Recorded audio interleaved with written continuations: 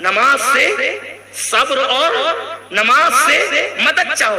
تو ایک تفسیر یہ بھی ہے یہاں صبر سے مراد روزہ ہے، یعنی جب تم کو مصیبت آئے تو روزہ رکھو، نماز پڑھو اور اس کے ذریعے سے مدد چاہو. ان اللہ مع الصابرین، بے شک اللہ روزہ رکھنے والوں کے ساتھ ہے. کیونکہ روزے کا دوسرا نام صبر ہے، صبر کا دوسرا نام روزہ ہے.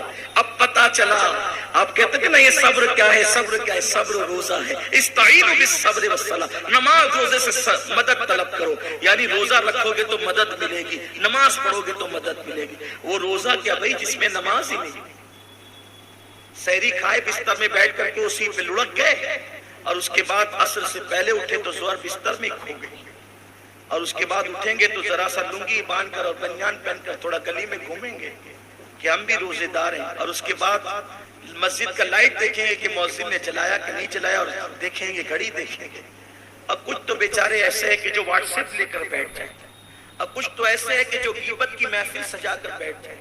یہ روزہ ہے مسلمانوں کا، الا ماشاءاللہ العیاذ باللہ. یہ بھی کوئی روزہ ہے جس میں غیبتیں ہو، وہ بھی کوئی روزہ ہے. جس میں عبادت نہ وہ بھی کوئی روزہ. روزہ تو آتا ہی متقی بنانے کے لیے.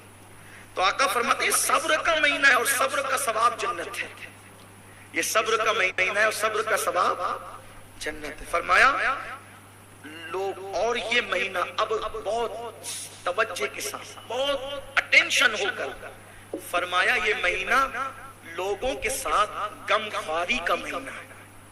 غم خواری، غم گساری کا مہینہ. مطلب کیا ہوا؟ غمخواری کا مطلب کیا ہوا؟ خیر خواہی، لوگوں کا خیال کرنے کا مہینہ. ایسا نہیں کہ دو دو تھیلی بھر کر اپنے گھر پر ہی افطاری جا رہی ہے اور پڑوس کے بچے پانی اور کھچڑی پر روزہ افطار کر رہے ہیں. غمخواری کا مہینہ ہے. اور آپ جانتے ہیں کہ اس مہینے میں غمخواری کی جاتی ہے. حضور صلی اللہ علیہ وسلم کے بارے میں اماں عائشہ صدیقہ فرماتی ہیں کہ حضور علیہ السلام تو بڑے سخی تھے نا. حضور سے بڑھ کر سخی کون ہے؟ میرے کریم سے گر قطرہ کسی نے مانگا، دریا بہا دیے ہیں دربے بہا دیے. وہاں کیا جود و کرم ہے شہ بتہاں تیرا، نہیں سنتا ہی نہیں، نہیں سنتا ہی نہیں، نہیں سنتا ہی نہیں. حضور کتنے سخی تھے، لیکن فرماتی ہیں کہ حضور تو بڑے سخی تھے. لوگوں کو میدان جنگل بھر بھر کے بکریاں دیتے تھے عام دنوں میں، لیکن جب رمضان شریف کا مہینہ آتا تو حضور اتنا عطا کرتے، دونوں ہاتھوں سے لٹاتے، دونوں ہاتھوں سے لٹاتے. حضور کی سخاوت دیکھ کر یوں لگتا جیسے کرم کا دریا جاری ہو گیا.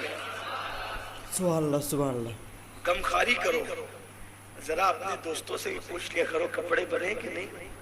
اب بنے تو کتنے بنے؟ آپ 5 بناتے، اس کو 1 بنائے تو 5 میں سے 1 اس کو دے دو، 4 بناؤ. دوستی صرف چائے پینے کے لیے تھوڑی ہے. آج کل کی دوستی تو چائے پان والی دوستی ہے. کون کس کا دوست ہے؟ ٹائم پاس والی دوستی. لوگوں سے پوچھا کرو، سب اپنے لیے نہیں. یہ غمخواری کا مہینہ، غم گساری کا مہینہ. اور آقا علیہ السلام فرماتے ہیں اس مہینے میں مومن کا رزق بڑھا دیا جاتا ہے. یہ بات تو بالکل دیکھنے والی. آمدنی اتنی ہی ہوتی ہے، لیکن ماہ رمضان میں وہ چیزیں ہم کھاتے ہیں جو اور مہینوں میں نہیں کھا پاتے، اور روز کھاتے ہیں، ہے نا. کیا کیا کھاتے ہیں اب اس کا ذکر میں کیا کروں، اس لیے کہ آپ کی توجہ اس پہ زیادہ رہتی ہے. ٹھیک ہے، اللہ اگر رزق بڑھا دیتا ہے تو کھانا بھی چاہیے. اللہ تعالیٰ خوب کھلائے، آپ کو خوب پہنائے، خوب کھاؤ خوب پہنو، لیکن خوب اچھے عمل بھی کر لیا کر. عبادت پہ کمر کسو. مومن کی بات میں کہتا ہوں اسلام کی حقانیت کی ایک دلیل یہ بھی ہے کہ ماہ رمضان شریف میں آمدنی اتنی ہی ہوتی ہے لیکن رزق بڑھ جاتا ہے، روزی بڑھ جاتی ہے. آتا اتنا ہی ہے لیکن خرچہ کتنا ہوتا ہے بعد میں کاؤنٹ کرو تو پتا چلتا ہے جتنا آیا تھا اس سے زیادہ گیا ہے. کہاں سے آتا ہے؟ اللہ دیتا ہے. کہاں سے آتا ہے؟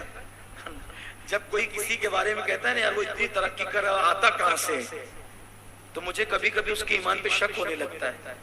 یہ کہنا ہی نہیں چاہیے کہ آنا آتا کہاں سے. اللہ دیتا ہے. کون دیتا ہے؟ اللہ دیتا ہے. لوگ چلتے ہیں آتا کہاں سے. مجھے یہاں پہ ایک واقعہ یاد آتا ہے.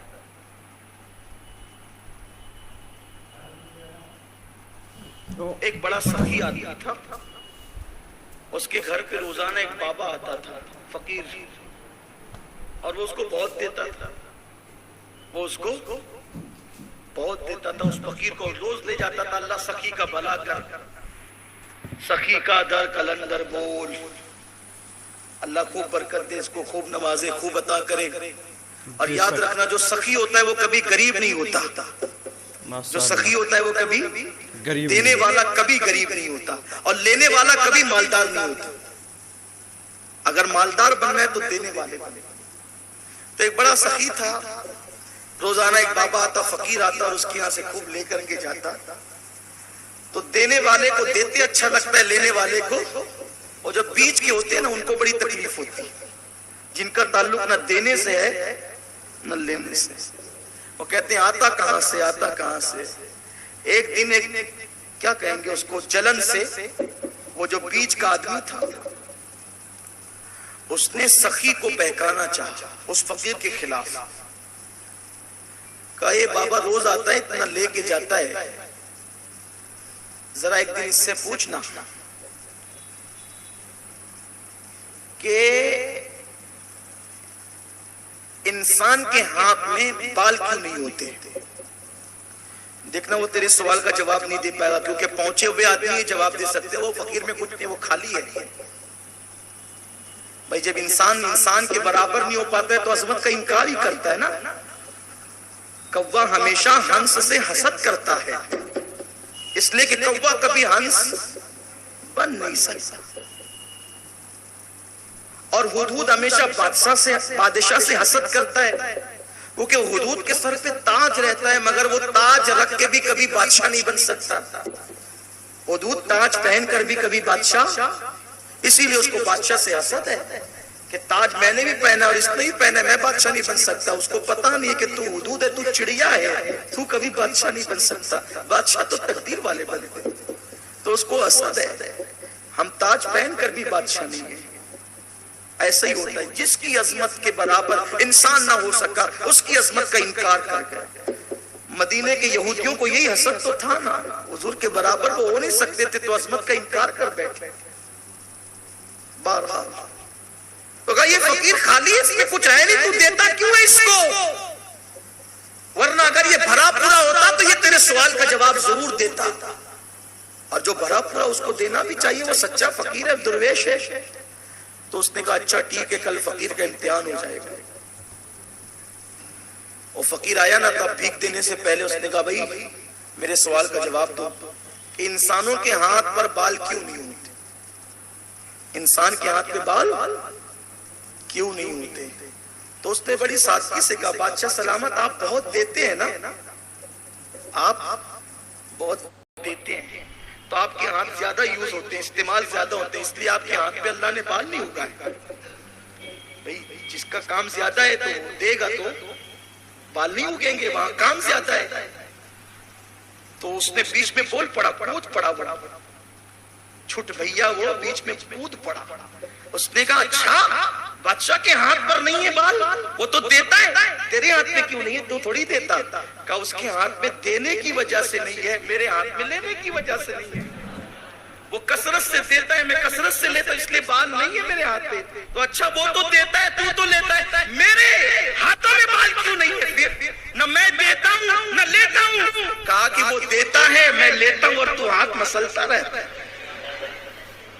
تو جو ہاتھ مسلے اس کے ہاتھ میں بھی تھوڑی بال ہوں گے۔ قدرت دیتی ہے، کسی پہ نعمت دیکھ کر یہ مت کہا کرو آتا کہاں سے، اللہ دینے والا، اس کے دینے کی شان ہزاروں شانیں اس کی، وہ دیتا ہے، تم کیوں جلتے ہو؟ اور تم جلو گے تو وہ روک لے، ایسا نہیں ہو سکتا۔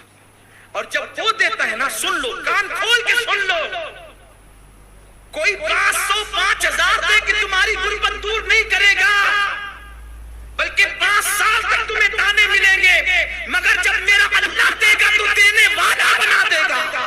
اس لیے لوگوں سے لالچ مت کیا کرو، اس سے امید رکھا کرو، اس نے دیا تو دینے والا بنا دیا۔ تو آقا فرماتے ہیں مومن کا رزق بڑھ جاتا ہے۔ اب یہاں یہ بھی بات ہے، خطبے کا اینڈ ہو رہا ہے، اختتام ہو رہا ہے خطبے کا۔ آقا فرماتے ہیں جو اس مہینے میں کسی کا روزہ افطار کرائے اللہ اس کے گناہ معاف کر دیتا ہے. اور اسی پہ بس نہیں فرمایا اور اس کی گردن آگ سے آزاد کر دی جاتی ہے اور اس کو بھی اسی قدر ثواب ملتا ہے, اس کو بھی روزہ رکھنے والے کے برابر ثواب ملتا ہے. اور اس روزے دار کے روزے میں کوئی کمی نہیں ہوتی ثواب میں. کچھ لوگ اس نیت سے بھی کسی کی دعوت میں روزہ افطار کرنے نہیں جاتے کہ لوگ سوچتے ہیں یار اگر ہم روزہ افطار کر لیں گے اس کا کھا کر تو اس کو سارا ثواب مل جائے گا, ہمیں نہیں ملے گا. ایسا نہیں ہے. آپ بھی افطاری کرو گے تو اس کو بھی ملے گا, آپ کو بھی ملے گا اور آپ کے ثواب میں کوئی کمی نہیں ہوگی. اب یہاں پر ایک مفکر کی بڑی پیاری بات یاد آتی, فرمایا کہ اگر ایک بندہ چاہے تو ایک ایک دن میں 50 روزے رکھ سکتا ہے. کتنے روزے؟ 50 100 500 روزے رکھ سکتا ہے.